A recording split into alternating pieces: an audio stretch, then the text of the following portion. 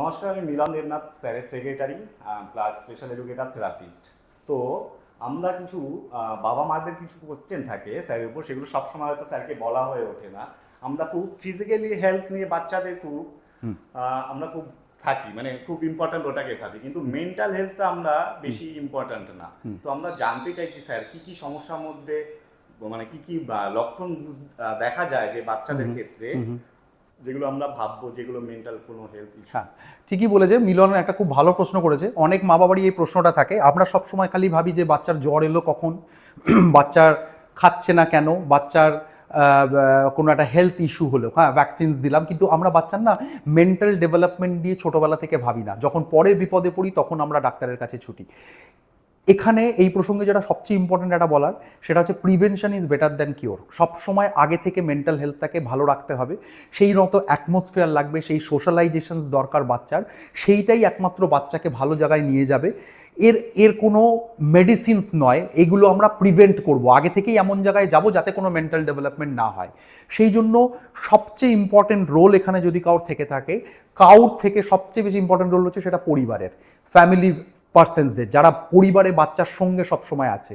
ছোটবেলা থেকেই তাকে সেইভাবে এনভায়রনমেন্ট বাড়ির তৈরি করে রাখা, সেইভাবেই তাকে ডেভেলপ করানো, তার সামনে সেরকম কোনো সিচুয়েশনস আনটাওয়ার্ড না তৈরি করা যাতে বাচ্চার এই মেন্টাল হেলথটা এফেক্টেড হয়। যেমন অ্যাজ ফর এক্সাম্পল আমি যদি কিছু উদাহরণ দিয়ে বোঝাই, যেমন ধরুন অনেক সময় হয় বাচ্চা খুব জেদি, বাচ্চা যা চাইছে তাই আমরা অনেক সময় ভালোবেসে দিয়ে দিই মা বাবারা। বাচ্চারা তো আমাদের কাছে সবচেয়ে প্রেশাস, আমাদের থেকে এর থেকে বড় precious things in the world there is nothing. হ্যাঁ, কিন্তু এইখানে বাবা মাদের কিন্তু একটা ট্রিক দরকার। বাবা মারা যেটা ভুল করে, মোস্ট অফ দ্য বাবা মা যারা ভাবে যে আমরা বাচ্চাকে দিয়েই মনে হয় তার কাছে আমরা হিরো বা হিরোইন হলাম, সেটা নয়। আমাকে ভাবতে হবে আজ থেকে 10 বছর পরে আমার বাচ্চা কেমন থাকবে, তাহলে আমি বুঝবো আপনি আসল বাবা মা, তাহলে আমি বুঝবো আপনি আসল ওর জন্য চিন্তা করেন। এই যে জিনিসটা ও যা চাইছে দিয়ে দিচ্ছেন, যেভাবে ইচ্ছে ওকে প্যাম্পার করছেন, তারও কিন্তু একটা কন্ট্রোল। প্যাম্পার করা ভালো, কিন্তু কোনো কিছুই মাত্রাতিরিক্ত ভালো নয়। এই জায়গাটাই একটা সময় দেখবেন বুমেরাং হয়ে আপনার উল্টো দিকে ইয়ে করবে। যখন এরকম একটা সিচুয়েশন হবে, এমন কিছু বাচ্চা চেয়ে বসবে যেটা আপনার পক্ষে দেওয়া সম্ভব নয়। এবং এই সমস্যাগুলোই আজকাল ম্যাক্সিমাম বাচ্চাদের ক্ষেত্রে হচ্ছে, যখন ওরা স্কুলে যাচ্ছে, যখন ওরা সেইভাবে লাইফস্টাইল লিড করছে। হ্যাঁ, তখন যখন ওরা একটা ফেজ অফ লাইফ দেখছে মা বাবা এইভাবে করে, তখন ওরা একটা ইমাজিনারি প্লে করে, নিজেদের মধ্যে একটা ইমাজিনেশন হয়ে যায় যে আমি তো যা চাইছি আমার বাবা দিচ্ছেই, আমার মা দিচ্ছেই। সেই জায়গাটাকে আটকানো, প্রথম থেকে একটা জায়গা রেস্ট্রিক্ট করা, যে বুঝিয়ে দেওয়া যে এইটাই তোমার এখন অবধি প্রাপ্য, তুমি বড় হও, তুমি এই করবে, তখন তুমি নিজের মতো। তোমার বাবা মাও কিন্তু আজকে পরিশ্রম করে এই জায়গাটায় গেছে, তাদের কিন্তু বাবা মারা সব কিছু যা চেয়েছি দিয়েই নি। একটা কথা ভেবে দেখুন তো, আজ থেকে 20 বছর আগে, 15 বছর আগেও বা আমাদের বাবা মাদের ফেসে কিন্তু এই সমস্যাগুলো ছিলই না, কারণ তারা খুব সিম্পল লাইফস্টাইল লিড করেছে। আমি বলছি না যে তাদের মতো লাইফস্টাইল আপনাদের পক্ষে এখন সম্ভব, আমাদের কারোর পক্ষেই সেটা সম্ভব নয়, কিন্তু তার মধ্যেও খুব মাত্রাতিরিক্ত বা হাতের বাইরে বেরিয়ে যাওয়ার মতো এমন কোনো অ্যাটিটিউড করবেন না, বা বাড়িতে ফ্যামিলি ডাইনামিক্সও এরকম রাখবেন। বাচ্চাদের সামনে এমন কোনো সিচুয়েশনস ক্রিয়েট করবেন না, বাচ্চাদের সামনে কোয়ার্লিং করা, বাচ্চাদের সামনে চিৎকার চেঁচামেচি করা মা বাবাদের বা অন্য কোনো ফ্যামিলি মেম্বারদের সঙ্গে। বাচ্চাদের সামনে রেসপেক্ট শেখানো, রেসপেক্ট, যে বড়দের কিভাবে রেসপেক্ট করতে হয়, এগুলো কিন্তু মা বাবাদের দেখে বাচ্চারা শেখে। এইগুলো কিন্তু সমস্ত মেন্টাল ডেভেলপমেন্টের একটা পার্ট। এগুলোর থেকেই দানা বাঁধে, দানা বাঁধতে বাঁধতে কাউর এডিএইচডি, কাউর স্পেকট্রাম ডিসঅর্ডার, কাউর পুর সোশ্যালাইজেশন, কাউর ওডিডি। ওডিডি কি? ওডিডি মানে হচ্ছে আপনি বলবেন ডান দিকে, বাচ্চা যাবে বাদিকে, করবেই না, কথাই শুনবে না। এইগুলো কিন্তু আজ থেকে ওই ওর যখন বয়স 1 বছর তখন থেকেই কিন্তু বুননটা শুরু হয়ে গেছে, সেইটার বিস্ফোরণটা হচ্ছে এই 3 বছর 3.5 বছর বয়সে। সো আমার মনে হয় মা বাবাকে খুব সচেতন হওয়া দরকার, প্রত্যেকটা স্টেপে ভাবা দরকার। যে সময় সবচেয়ে বেশি ব্রেন ডেভেলপমেন্ট হয় ফার্স্ট 1000 ডেজ, তারপরের থেকে সোশ্যাল ডেভেলপমেন্ট, স্কুলে যাওয়া, স্কুলে কোন বন্ধুদের সঙ্গে মিশছে সেইগুলো খেয়াল রাখা, তাদের সোশ্যালাইজেশন মেনটেন করা, যাতে আপনাদের অনুযায়ী যাতে আপনার বাচ্চা বড় হয়। হ্যাঁ, মানে এই জিনিসগুলো করা, তার মনের মধ্যে এরকম কোনো ইমাজিনেশন না ঢোকে যেটা আপনাদের পক্ষে সম্ভবই নয়, সেটা দুম করে আপনার বাচ্চা চেয়ে বসলো, সেই জায়গা অবধি না যাওয়া। সেই জিনিসগুলো একটু আমার মনে হয় মেনটেন করলে ভালো। আপনারা তাহলে বুঝতেই পারলেন কিভাবে বাচ্চাকে আপনারা যে সোশ্যাল যে ইন্টারাকশন বা সোশ্যাল যে সব ব্যাপারগুলো আছে, তাই উনি বলেই দিলেন আপনাদের কিভাবে কিভাবে টেক কেয়ার করতে হবে। তো স্যার আমার সেকেন্ড কোশ্চেন হলো যে বাচ্চারা খুব এখন হাইপার অ্যাক্টিভিটি হয়ে যাচ্ছে, রেস্টলেস হয়ে যাচ্ছে, স্কুল হোক বা বাড়ি হোক, সেটা কি এমন কোনো কিছু ডায়েট আছে যেগুলোতে বাচ্চাদের খেলে রেস্টলেস বা হাইপার অ্যাক্টিভিটি এগুলো কি কম হতে পারে? একদম মিলন, এটা খুব ভালো প্রশ্ন করেছিস, এবং এটাও মা বাবাদের প্রচুর, আমার নর্মাল বাচ্চাও যাদের আমি সর্দি কাশি জ্বর নিয়ে দেখি তাদেরও ওই একই কমপ্লেন, যে বাচ্চা স্যার মনে হচ্ছে যেন কিছুতেই কন্ট্রোলই করতে পারছি না বাচ্চাকে, প্রচণ্ড কথা শুনছে না, প্রচণ্ড অ্যারোগেন্ট হয়ে যাচ্ছে। সেখানে কিন্তু ডায়েটের একটা বিরাট রোল।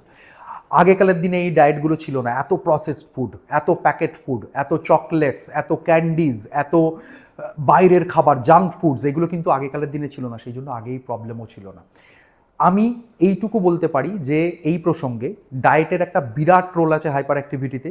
স্পেশালি যাদের ক্ষেত্রে এই হাইপার অ্যাক্টিভিটি হচ্ছে তাদের ক্ষেত্রে আমরা স্পেশালি বারণ করি এই জাঙ্ক ফুডসগুলোকে বন্ধ করো, বাইরের খাবারগুলো দিও না, স্পেশালি যেগুলো খুব বেশি সুগার মানে চিনি জাতীয় খাবার, ক্যান্ডি, চকলেটস, প্রচণ্ড মিষ্টি, এই জিনিসগুলো দেওয়া যাবে না। No artificial colours, packet food যেগুলো, যেমন ধরুন অ্যাজ ফর এক্সাম্পল চিপস, হ্যাঁ, তারপরে পোগোজ, অনেক রকম বিভিন্ন পাওয়া যায় যেগুলোর মধ্যে প্রচুর আর্টিফিশিয়াল কালার্স ইউজ হয়, সেগুলো কিন্তু প্রচণ্ড হাইপার অ্যাক্টিভিটির সঙ্গে রিলেটেড। নেক্সট হচ্ছে আমরা বলি অনেক সময় আটা ময়দার জিনিস বা গ্লুটেন বলে একটা জিনিস থাকে, সেটাতে অনেক সময় হাইপার অ্যাক্টিভিটি বাড়তে পারে, সেই খাবারগুলোকে কন্ট্রোল করা। তো ডায়েটের কিন্তু একটা সার্বিকভাবে একটা বিরাট ইম্প্যাক্ট আছে, এবং not only for the hyper activity. আমি যে ডায়েটগুলোর কথা বললাম সেটা কিন্তু সারা জীবনের জন্য ভালো। মিষ্টি খাওয়া কিন্তু সারা জীবন ভালো নয়। তো আপনাদেরও তো মনে হয় 40-45 বছর এখন বয়স হয়েছে, ডাক্তারের কাছে যাচ্ছেন, বলছেন চিনি খাওয়া ছেড়ে দাও, মিষ্টি খাওয়া ছেড়ে দাও। সেটা কি বাচ্চার ক্ষেত্রে আগে থেকে শুরু করা ভালো নয়? তাতে কি হেলথ ভালো থাকে না? আমরা সবাই এখন সুগার কম খাচ্ছি, চিনি ছাড়া চা খাচ্ছি, কেন খাচ্ছি? কারণ সেই জিনিসটা ভালো নয়, unnecessary sugar. Sugar is important, glucose is important for the development activity, এগুলোর জন্য দরকার, কিন্তু সেটা মাত্রাতিরিক্ত দরকার নয়, সেই জায়গাটাকে আটকাতে হবে। সো আমার মনে হয় এই ভিডিওটা থেকে ডেফিনেটলি মিলন কিছুটা তুই বুঝতে পারলি। অবশ্যই অবশ্যই আপনারা বুঝতে পারলেন বা জানতে পারলেন যে কি কি খাবার খেলে বাচ্চাদের সমস্যা হয়, সেগুলো আস্তে আস্তে এড়িয়ে চলাই ভালো হবে। তো আমার লাস্ট একটা কোশ্চেন আছে, এখন সব খুব দেখা যাচ্ছে সেটা যে বাচ্চাদের স্পিচ প্রবলেম, 2 বছর বয়সে মা বাবা এইসব ব্যাবলিং সাউন্ড এইসব করছে, এখনো ল্যাঙ্গুয়েজে কথা বলতে পারছে না। স্যার এই সম্পর্কে যদি আপনি কিছু বলেন। একদম, স্পিচ ডিলে একটা বিরাট মহামারীর মতো হয়েছে এখন, প্রচুর বাচ্চার ক্ষেত্রেই দেখা যায় যে বয়স অনুযায়ী এই ডেভেলপমেন্টটা হয় না।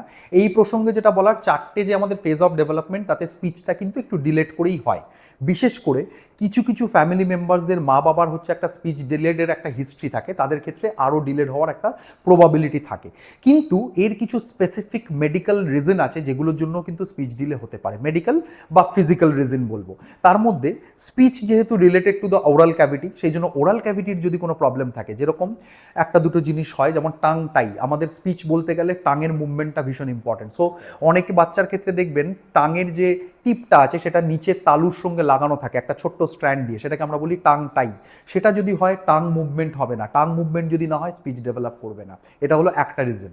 2 নম্বর রিজন হচ্ছে অনেক পরিবারে, বিশেষ করে যারা দোভাষী পরিবার, ধরুন বাবা বাঙালি, মা হচ্ছে অন্য একটা গ্রুপ অফ পিপল, ধরুন বিহারি বা non Bengali, whatever is that, তাদের ক্ষেত্রে অনেক সময় বাইলিঙ্গুয়ালিজম হয়, দুরকম ভাষায় বাবা বাচ্চার সঙ্গে কথা বলাচ্ছে, কেউ হিন্দিতে বলছে, কেউ বাংলায় বলছে, আবার কেউ কেউ হয়তো কখনো কখনো ইংলিশ বলছে। এতে কি হয়, বাচ্চা একটু কনফিউজড হয়ে যায়। স্পিচ ডেভেলপ করতে গেলে ভালোভাবে সেখানে মাদার্স টাংটা ইউজ করাটাই হচ্ছে বেস্ট, যেটা আপনার মাতৃভাষা। সেটা হতে পারে আপনি যদি নন বেঙ্গলি হন হিন্দিতেই কথা বলুন শুধু, আপনি যদি বাঙালি হন তাহলে বাংলাই কথা বলুন শুধু। No need of doing that কে আমি দুটো ভাষাই বাচ্চার সঙ্গে ইন্টারাক্ট করব, তাতে বাচ্চা অনেক সময় কনফিউজড হয়ে যায়।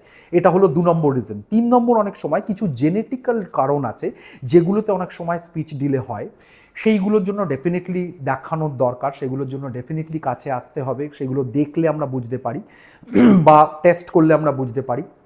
সেটাকে, যেমন একটা সিনড্রোম আছে কার্টা জেনার সিনড্রোম, কার্টা জেনার সিনড্রোমে অনেক সময় স্পিচ ডিলে হয়। হ্যাঁ, that is basically a ciliary dyskinesia আমরা বলি। এই যে এই মুভমেন্টসগুলো হচ্ছে, এগুলো সব সিলিয়েটিক মুভমেন্ট। হ্যাঁ, আমাদের ভেতরে সিলিয়া আছে। এবার এই কার্টা জেনারে কি হয়, এই সিলিয়েটিক মুভমেন্টটা কমে যায়, সেই জন্য আমরা মুভ করতে পারি না, টাং মুভমেন্ট হয় না, সিক্রেশন স্যালাইভেশন হয় না, সেই জন্য স্পিচ ডিলে হতে পারে। এটা হলো 3 নম্বর রিজন।